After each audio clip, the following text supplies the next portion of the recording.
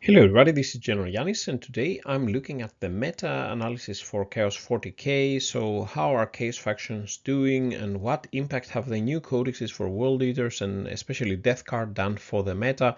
And we see from the win rates in May that Death Card is really coming in strong with a new codex. So with no further ado, let's get started. So today, the 27th of May, and as I said, I will be looking at the win rates and statistics for the competitive 40k. Before I start, as always, a very big shout out and special thanks to all my YouTube members, GeneralJannis supporters, and especially now we have a legendary Mo22 on the 7th, the Nurgle joiner for GeneralJannis supporter, and we have the 8th, John Walau, probably angry now with the 8th number coming 8th instead of 7th. But yeah, jokes aside, I'm really appreciating all your support, guys. So as I said in this video, looking at the meta for 40k with a focus on the chaos, we will be looking at the win rates and participation rates, the typical winning list for the chaos, and I will have a focus now on the factions that have received their new codexes. I mean, Thousand Suns is on the way out. Way in with a new codex. We will soon get chaos knights probably as well. And as always, when I do the meta, I use the 40k stats from Gunhammer data as a data source. It's really a good site with a lot of interesting valuable data there.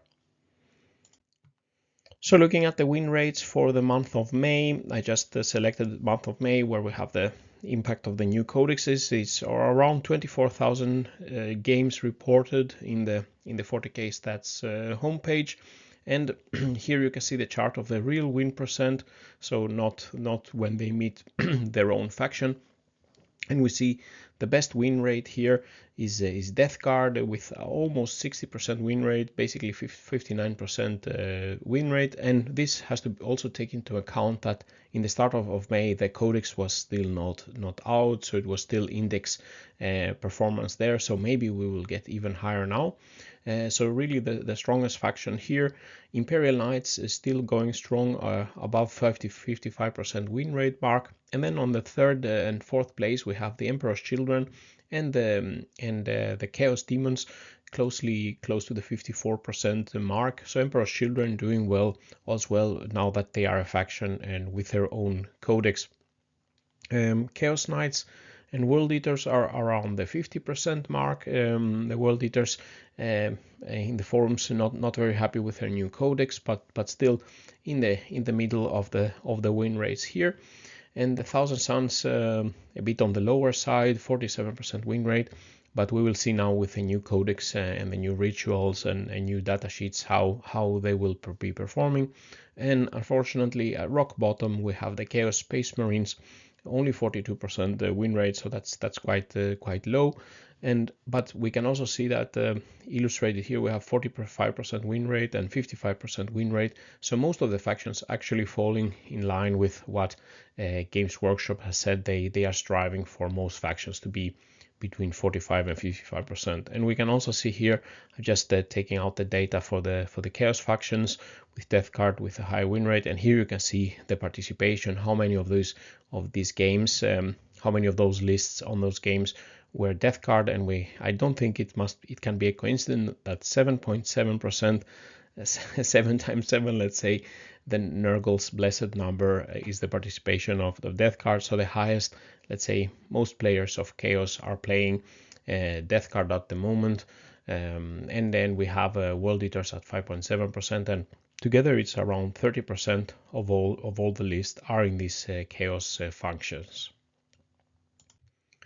Now looking at the top placing Death Card list examples that from grand tournaments. So this is with larger tournaments, not let's say local tournaments or something like this. And I'll try this version to show you the analysis of what type of lists are people building. I'm taking 7 examples, of course, of top 3 performing Death Card lists. And if we are starting, let's say we have 3 detachments represented in the top placements. We have the Champions of Contagion, the Virulent Vectorium, where actually that has been performing the best, and then Mortarions Hammer as well. And here if we start with the Champions of Contagion, I took two lists here, and the Champions of Contagion, they gain a lot of benefits from being attached and having leaders, these units. So you see quite a lot of characters in the lists here. So a lot of violence, a lot of contagion. The Biologus with the final ingredient is really important in this build, where you can get multiple contagions if he kills a character. Foul Blightspawn still active in many of our lists. Typhus here present in this list, but only that one. Malignant Plaguecaster with a strong combo with Biologus Putrefier and Plague Marines, and also the Talisman to generate some command points. In the battle line here, we are seeing some Poxwalkers. Here two big squads, here one big and one small. We have Rhinos, and then we have Death Shroud. All our lists, they have a lot of Death Shroud. Basically, it's really strong. The 6-inch charge, deep strike, and then charging and destroying stuff together with a lot of contagion, preferably. We have also some spawn to do some like a cheap holder unit that do actions and things like that. Fast unit. And no Blight Lords, unfortunately, present in those top lists so far in May. And we see one of the most prevalent units that we have right now, the Furtive Bloatron with a launcher. Nearly all the lists I've looked at here have three or two of those. We have some Mephitic Blight Holders, Furtive Bloatron with more spitters still present, but nearly all lists have now Furtive Bloatrons with a launcher, and together with a lot of violence, Blight Bombardment. This is a very strong combo. If we look at the Virulent Vectorium, then when I also did the analysis, the Daemon Prince of Nurgle without wings and with revolting resilience is present on those in these lists. He gives a benefit to reduce the cost of the stratagems, which are very strong in this Vectorium. And 5+ Feel No Pain on the Daemon Prince. He becomes like a mini Mortarion here. We still have typically a lot of violence, a lot of contagion here. In some of the lists, we have the enhancements here with the Plague Furnace and the Weapon of Nurgle on a lot of contagion. We still have Biologus and Malignant Plaguecaster, and one of the lists has Typhus and Mortarion as well. We have some Plague Marines on Rhinos, and then Death Shroud, and yeah, all the lists also have Poxwalkers here, so 20 Poxwalkers, 2 × 10 Poxwalkers for infiltrating and holding objectives, and some spawn as well, and as always the Furtive Bloatrons with the launcher. Now if we look at the Mortarions Hammer, which is the next detachment I'm math hammering right now and looking at some combos, this is a bit different from the others. The lists are a bit different, so we have a lot of violence with the Tendrilus emissions, which means that he doesn't need to be in a squad of Terminators. If he's just close to vehicles, he will get lone operative, and then he gives also reroll 1s to wound. So we see here in this list we don't have so many characters, we don't have any Plague Marines here or Rhinos. We still have in this list we had three Death Shroud, and then still some Poxwalkers, some spawn, and then the Furtive Bloatrons, and now we also see the Plagueverse Crawlers coming back in Mortarion's Hammer, because they can also hammer down, let's say, with enemies being in contagion from a far range. And this list I took from the Facebook group. There was one posting a list that he used, and I really liked the 7th list here. This basically doesn't have almost any infantry, just one lonely unit of 10 Poxwalkers. But here we have 3 Furtive Bloatrons, 2 Mephitic Blight Holders, 3 Plagueverse Crawlers, 3 Furtive Bloatron with Spitters, and then 3 Defilers with Last Cannon and Scourge weapon. So this, I think the Defiler is really important if you don't bring so many Death Shroud or something like this, because they are filling the gap for a very high melee damage. But we can see a lot of, let's say, the similar tendencies, but a bit different also, depending on the detachment, but some interesting lists, and people have been getting good results with these detachments here.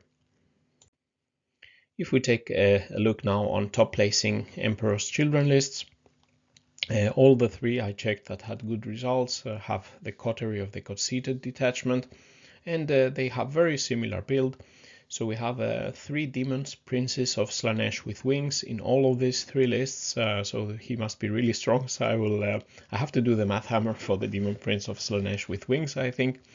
Then we have 3 Lord Exultants that can join the let's say the battle line units of the Emperor's Children, some Lord Cacophonists, either 1 or 2, and in 2 of the lists we have Lucius as well as a strong character, and then we have the Infractors and Tormentors. Here we have 2 each with 2 Rhinos, and in all of them we also have 3 full squads of Noise Marines.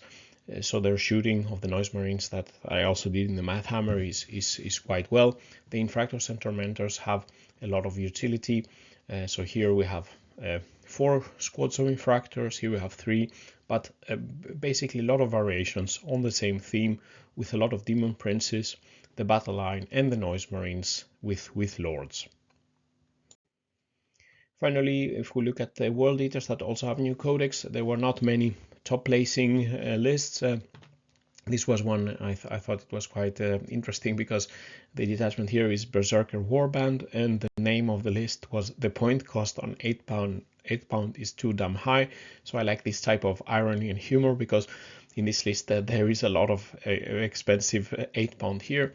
Here we have the Demon Prince of Karn, the Betrayer, 2 Slaughterbound. Then we have one squad of Berserkers in a Rhino.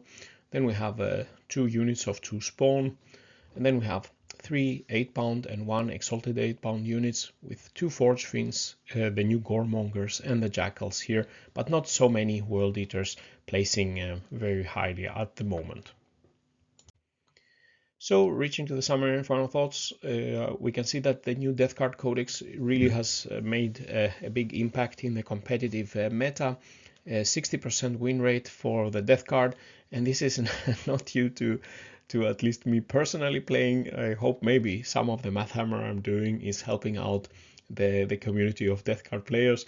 I am at 0 for 2, unfortunately. We have tried a bit Deathlord's Chosen list, and I don't want to give up on this one. I want also to bring a big blob of Light Lords, but if I wanted to go for some of the other lists, I should take another detachment and build my list differently.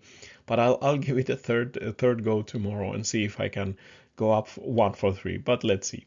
So as I said, Virulent Vectorium, Champions of Contagion and Mortarions Hammer are the detachments that are prevailing so far, and we see clear winner units in our Codex. The 30th Blow-Throne with a launcher, really strong. A lot of Virulence in this combination is really strong. A lot of Contagion with Death Shrouds can really do a lot. 6-inch deep strike is crazy good. And the infiltrating Poxwalkers, and also Rhino Plague Marine bombs and things like that. Even Plagueburst Crawlers making it in the Mortarions Hammer detachments. The Emperor's Children are also doing well, and the Daemon Prince of Slaanesh, I really need to Math Hammer this guy. The World Eaters at around 50% mark, and Chaos Space Marines at rock bottom, unfortunately. And how will Thousand Suns and Tzeentch stir up the meta with her new Codex? So this concludes the video. What do you think about the situation of the meta and the different codexes and performance on the lists? Please let me know. I always enjoy reading your comments. Please press like and subscribe to my chaos related Warhammer channel. I'm primarily Death Card, but I also have Thousand Suns, and I will also be following all the Chaos factions. I think the Chaos Pantheon, we need to stick together and beat the Foul Xenos and the Loyalist dogs from the Imperium. But as always, a special thanks to everybody for liking and subscribing, and a very special thanks to my YouTube member GeneralJannis supporters. And with these words, GeneralJannis signing out. Stay safe out there, and bye-bye.